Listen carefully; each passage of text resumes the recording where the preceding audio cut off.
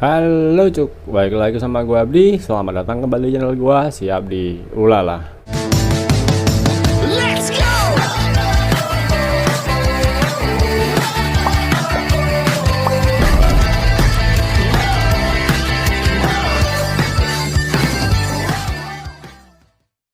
Oke, kali ini gua mau nge-review sebuah mini rig dari WRW ini dengan tipe KT8900D, teman-teman. Mini rig ini dibanderol dengan harga Rp1.200.000. Kalaupun lebih mungkin lebih dikit, nggak sampai 1.300.000-an. Tapi di luar sana juga ada yang jual sampai 1.300.000. Tergantung kalian beli di toko mana. Nanti untuk link toko pembeliannya gua taruh di kolom deskripsi, teman-teman ya. Jadi buat kalian yang mau beli mini rig ini, kalian tinggal klik linknya aja. Oke. Gua mau nge-review singkat aja, nggak review secara detail.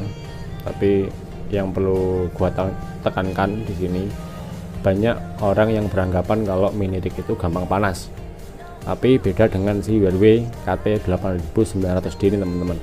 Dia secara bawaan dia udah ada kipasnya di belakang yang dia nyala otomatis ketika kita gunakan untuk transmit.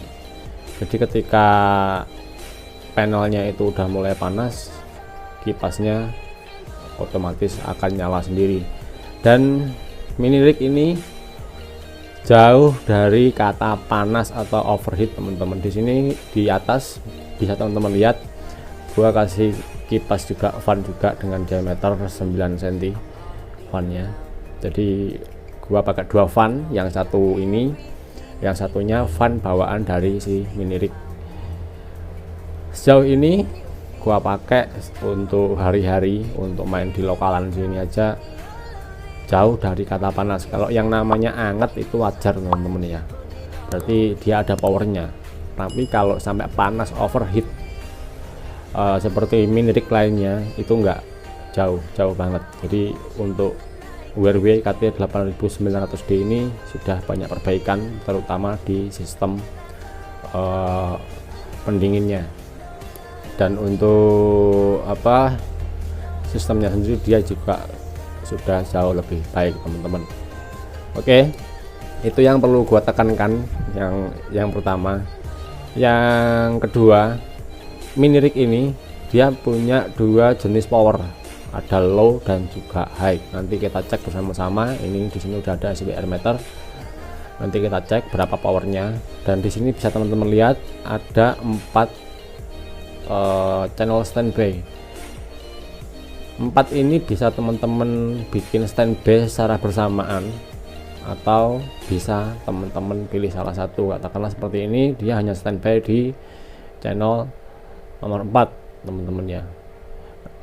Nanti untuk di pengaturannya bisa teman-teman otak-atik sendiri, atau mungkin nanti di next time, di lain kesempatan, gua bakal buatkan review menu secara detail, gimana cara mengoperasikan atau setting si mini rig ini. Oke. Tapi di sini gua cuma pengen nge-review aja power dari si mini rig ini. Oke, langsung aja kita cek berapa powernya. Di sini gua udah sambungkan si SBR ini dengan antena luar. Gua pakai antena flower pot dengan ketinggian kurang lebih 4 meter. Oke, jadi di sini gua pakai ini, teman-teman ya. Jadi di sini gua udah nggak pakai ekstramik bawaan lagi, tapi gua udah pakai ekstramik yang udah gua modif, karena ini gua sambungkan ke mixer. Tapi nggak ada pengaruhnya ke powernya. Oke, yang pertama kita masuk dulu ke yang low dulu. Menu low TXP ini kita pindah dulu ke low. Oke, udah low, kita cek berapa powernya. Kita masuk di skala 20 dulu. Ntar kita cek. low ya teman-teman ya. Kita cek powernya berapa, 7 watt, powernya 7 watt untuk low nya ya, bisa teman-teman lihat tuh. Oke, sekarang kita masuk ke mode high nya. Bentar, kita ubah dulu ke mode high. Oke, mode high ya, kita cek high nya berapa. Waduh, sorry di skala 200. Oke, kita high 30 nih teman-teman lihat, 30 watt untuk high-nya. Oke, jadi untuk low-nya dia 7 watt, untuk high-nya ada di 30 watt.